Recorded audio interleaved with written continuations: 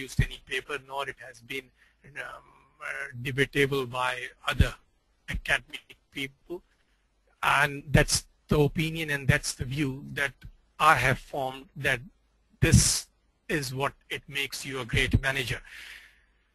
What makes you a great manager is, how to be a great manager is that know thyself, renounce negativity, practice golden rule, think wisely, act honestly.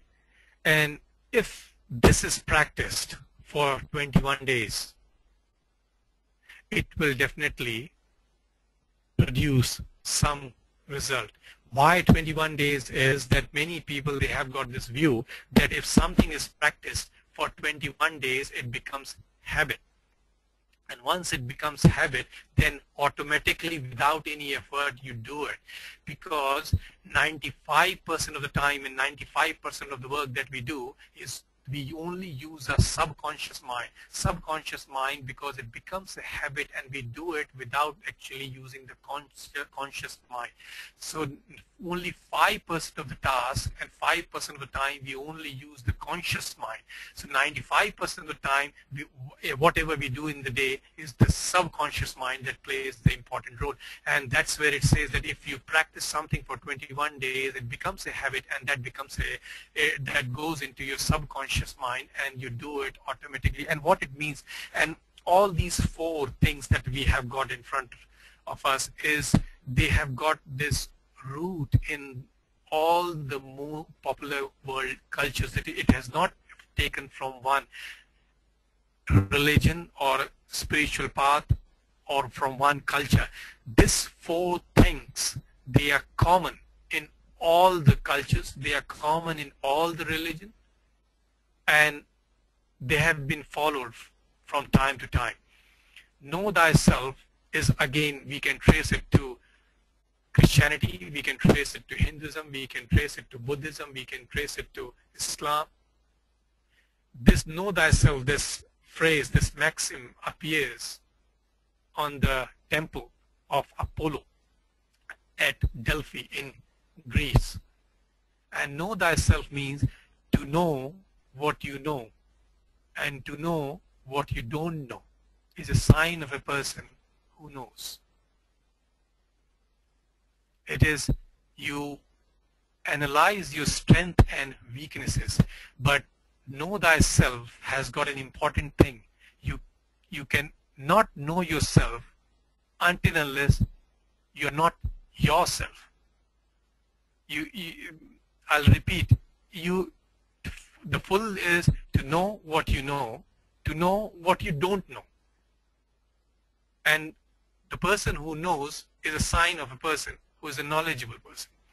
Now it says that you cannot, there is another twist to it, that you cannot know yourself, you cannot know thyself without being yourself, because you have to be yourself. And in the modern times, in this world, right from our upbringing to our adulthood, we constantly change ourselves because we live on the acceptance and approvals of others. When we are in the school, when we are at home, when we are children, when we are kids, we try to get the approval of our parents, we try to get the acceptance of our parents. And then when we move to the school culture, we try to get that acceptance from our teachers. When we move to the workplace, we try to get the approval and acceptance of the boss. So we get into that trap, and we are never ourselves. And you cannot know yourself until you be yourself. So you have to be yourself. You have to be the true self to know yourself.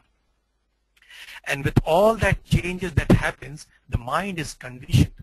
And we start living a life of something which is illusion, which is not the true real life, the life that we are living, because that is the life which has been imposed on us by our surrounding, that is the life which has been imposed by us, by our experience, by our education system. So Know thyself. That's what it means, that you need to know yourself. And how can you know yourself? You need to analyze your strengths and weaknesses. And what can you do? That you can do your brainstorming, you can do self-reflection, identify your strength and weaknesses. You accept your weaknesses but improve your strength, because it will take less time and energy to improve your strength than it will take to actually improve your weaknesses. So work on your strength, so it will give you an edge and it will help you in progressing further. And this is what it means, that basically in the management world we call it a SWOT analysis: strength, weakness, opportunity, threat analysis. That's what you do. You need to do that strength and weaknesses in the silence. You need to do that contemplation, you need to do that self-reflection, and you need to understand what are your weaknesses and strength. Renounce negativity. It means that you look for gold, not for dirt. When you go in a gold mine and you start digging, you have to get rid of a huge amount of dirt. But while digging for gold, do you look for the dirt or you look for the gold? And that's what it says. When you interact with people, when you talk to people, renounce negativity and look for the gold in every people rather than looking the negativity in every person. What happens is that the more negative you are, it creates that cycle. The more the negative thoughts that you feed to your mind, that comes out. So it is garbage in, garbage out. So what you need to do is that you avoid 3 things, and that is complaining, criticizing, and condemning. And these 3 things, they are coming from Dale Carnegie. He wrote one of the first books in self-development. So he says that you avoid complaining, criticizing, and condemning. That's what it is. So renounce negativity. Come out of this habit of seeing negative, talking negative, and the moment you get negative thoughts, fly it off like you fly flies. Now, another is practice golden rule. This has got its roots in all the popular culture. It has got in Hinduism. It comes from Bhagavad Gita. It has got in Christianity as well. And it says that do unto others. What it means is that the rule is that treat people as you want them to treat you. So if you want people to treat you with respect, you need to treat them with respect. And this is the rule that we need to follow in a day-to-day life. And strictly speaking, if this golden rule is followed in our day-to-day business, we'll be a better person. And it will make people around us happier, and it will make our workplace happier, because no one wants to be treated badly. Everyone wants to be respected. Everyone wants that appreciation and acknowledgement. So that if you accept and if you want those things, you need to give those things. So it is a give and take. What you give, you take. So it says, and how can you do it? And there is a prayer which is from Bible, which says, may I gain no victory that harms me or my opponent. May I reconcile friends who are mad at each other. May I, in so far as I can, give all necessary help to my friends and to all who are in need. May I never fail a friend in trouble. So this is the prayer, and this is a altruistic prayer which is talking about the welfare of everyone. Now, the last one that we have is think wisely, act honestly. Think before you act. And think, suppose you see a fat girl and you call that girl fat.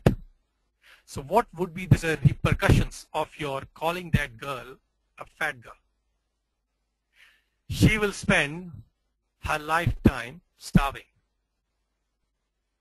So think before you act. And when you don't know what to do, then the honesty is the best policy, said by Benjamin Franklin. The world that we live in is actually the mirror of our own self. And the mind is like a magnet. If you put the positive vibes in the surrounding, the mind is going to attract positive vibes. If you throw the negative vibes, you will attract negativity. So we get what we give. So if we have a dishonest intention, we won't be able to produce a result that is fulfilling. At some stage, we will be trapped in that dishonest act.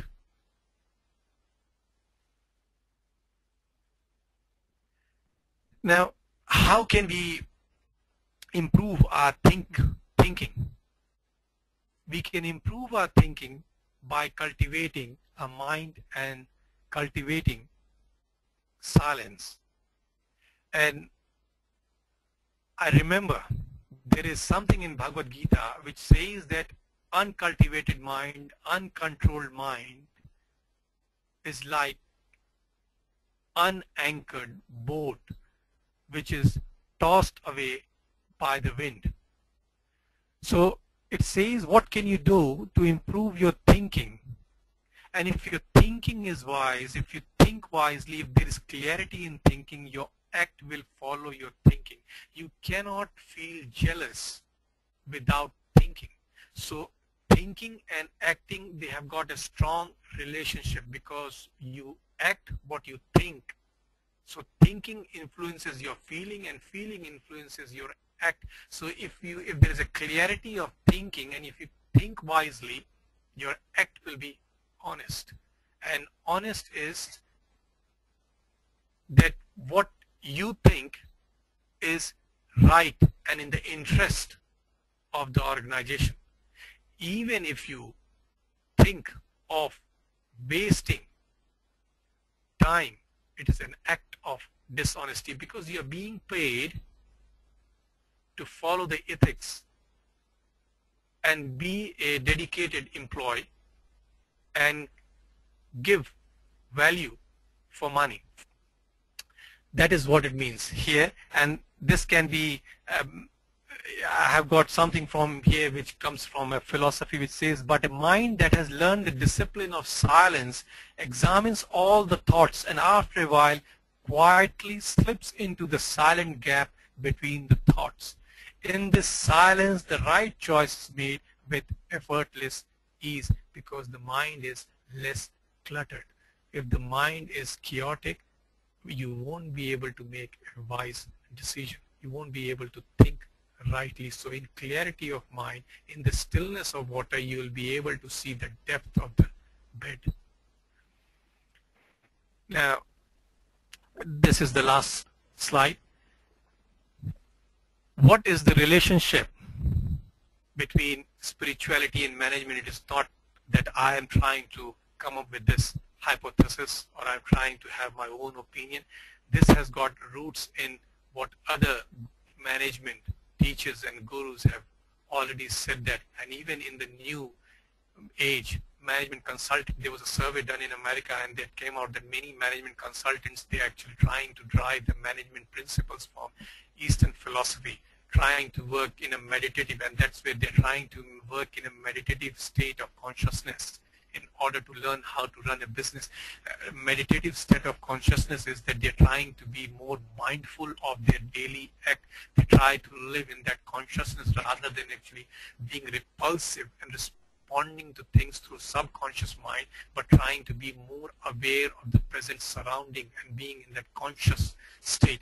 So it's nothing, and it is in practice, and people, they're trying to drive that inspiration and information from the management, from Eastern philosophy. Top management people like Peter Drucker, Stephen Covey, and Peter Singh, they have written and they have admitted the importance of spirituality as well. Peter Drucker, he has mentioned that mankind needs to return to the spiritual values, for it needs compassion. It needs the deep experience that the thou and the I are one, which are higher religions share, which which all higher religions share. So this is deeply ingrained in spirituality.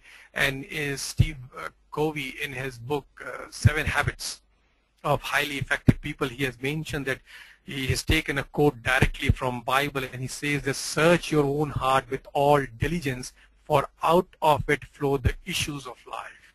So what it means here is that all the problems that you encounter, you search your own heart, and the solution flows from your own heart. Peter Singh, he wrote a famous book, and he is credited for system thinking, and he had taken inspiration from Buddhism, Hinduism, Christianity, and he did mention about something as that we live in a world which has got structural limitation. And in that book he gave an example that suppose there is a lotus in a pond that doubles every day. So he said, and the whole pond is full of lotus in 1 month. So on day 1 of, say, July, there is only 1 lotus, but on 2nd it will be 2, and so on and so on. On 28 days it will be half, and the next day it will be half full, and the next day the whole pond will be full of lotus just in a day. But it has taken 28 days to come to that stage. But on 28th day it is half, and then the next day it becomes full. So that a difference of 1 day has given that impact. And the second he's trying to say is that now on the 31st day it has got no place to grow.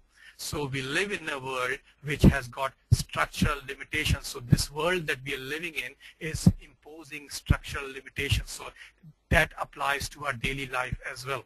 So the basic idea what he mentioned there was that small differences make a big change. And the second is that after you have reached certain stage, the structural has got a role to play in your limitations. Thank you. We conclude here. Thank you all for attending it, and I'll see if I have got any questions.